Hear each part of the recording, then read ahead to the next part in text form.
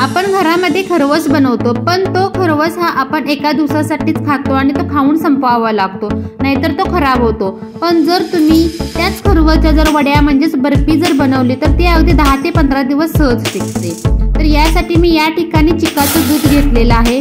चिकाचं दूध म्हणजेच गाय किंवा म्हैस व्याल्यानंतर जे पहिलं दूध निघतं त्याला चिक म्हणतात आणि हा चिक खूपच घट्ट असतो।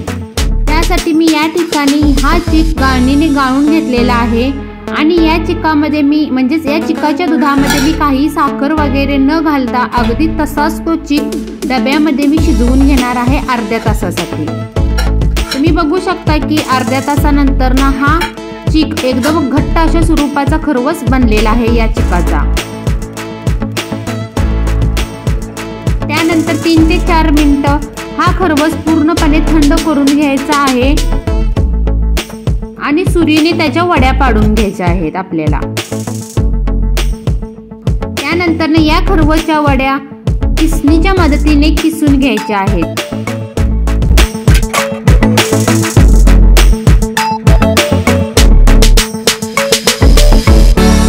खरवसच्या वड्या किसणीने किसून झालेल्या आहेत।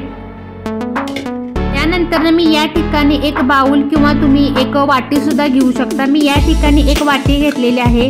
या वाटीमध्ये हा खरवसचा चिक पूर्णपणे दाबून भरून घ्यायचा आहे। या ठिकाणी मी 2 वाट्या खरवसचा किस घेतलेला आहे। अगदी त्याच वाटीने त्याच सेम वाटीने या ठिकाणी 2 वाटी साखर घ्यायची आहे। तुम्ही ज्या वाटीने किंवा ज्या बाउलने हा खरवसचा चिक मोजून घेणार आहात अगदी त्याच वाटीने सेम तेच प्रमाण आपल्याला साखरेचं घ्यायचं आहे।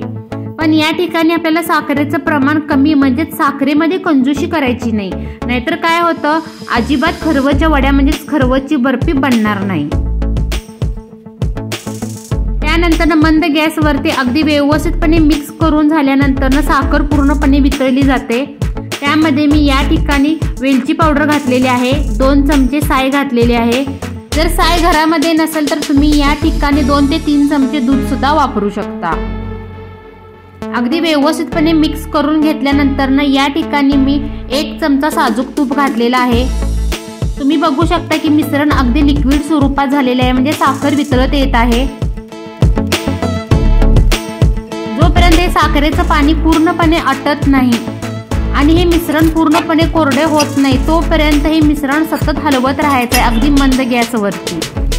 त्यानंतर एका प्लेटला मी साजूक तूप लावून घेतलेलं आहे।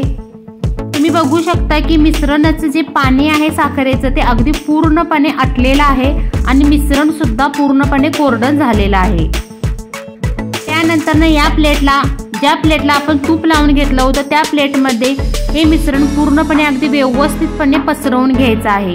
तुम्ही या ठिकाणी प्लेट किंवा वाटीला थोडंसं साजूक तूप लावून त्या वाटीने किंवा प्लेटने तुम्ही हे मिश्रण पसरवून घेऊ शकता, थापून घेऊ शकता।